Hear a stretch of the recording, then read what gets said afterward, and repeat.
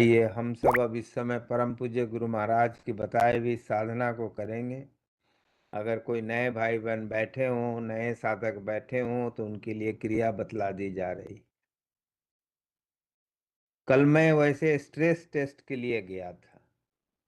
जो लोग stress test करते हैं या किया है वो जानते हैं कि उसमें अंतिम अवस्था में सांस बहुत ही तेज हो जाती है। तो मैं अपने ऊपर ही ध्यान रख रहा था। मैं देख रहा था कि परम पूज्य गुरु महाराज की याद बनी हुई है।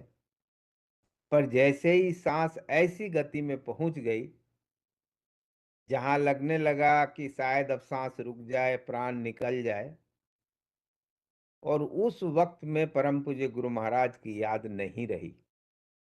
हमारा ध्यान अपने सांसों पर चला गया।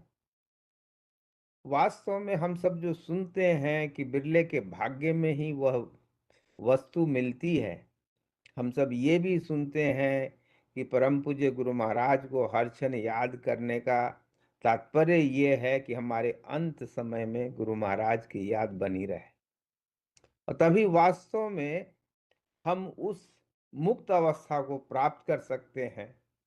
और इसीलिए ये बात कल बहुत ही अच्छी तरह से समझ में आई कि बगैर समर्थ गुरु के कृपा के, दया के कुछ भी संभव नहीं है।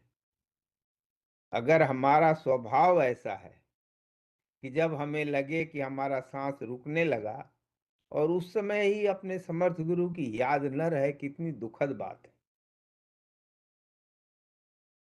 तो मैंने सोचा कि आप सबसे भी यह शेयर करते हैं। कभी जीवन में वैसी घड़ी आए तो अपने विचार पर विचार करें कि उस समय किसका याद रहता है, और अगर उस समय समर्थ गुरु की याद नहीं है तो वास्तव में क्या हम वास्तव में सही ढंग से साधना कर रहे हैं? क्या वास्तव में हम उनकी याद में सच में रह रहे हैं? ये अपने आप से ही प्रश्न करने की बात है और अपनी साधना को देखने की बात है। और तभी वास्तव में वह समझ में आता है कि बगैर उनकी दया के जब कुछ हो ही नहीं सकता तो अपने जीवन में अहंकार किस बात का? चाहे वह सांसारिक उपलब्धि हो, आध्यात्मिक उपलब्धि हो, चाहे कह दें कि हम जन्म से ही सत्संग कर रहे हैं, गुरु महाराज के ध्यान में रहते हैं, पर अगर वैसे समय में उनका याद न रहे तो वास्तव में क्या हमने सच में साधना की? क्या सच में हमने उनके याद में रहे? तो यह हर साधक को विचार करने की बात है और इस पर सोचने और समझने की बात है कि वास्तव में हम जीवन के अंत समय में हम क्या चाहते हैं, किस स्थिति में रहना चाहते हैं।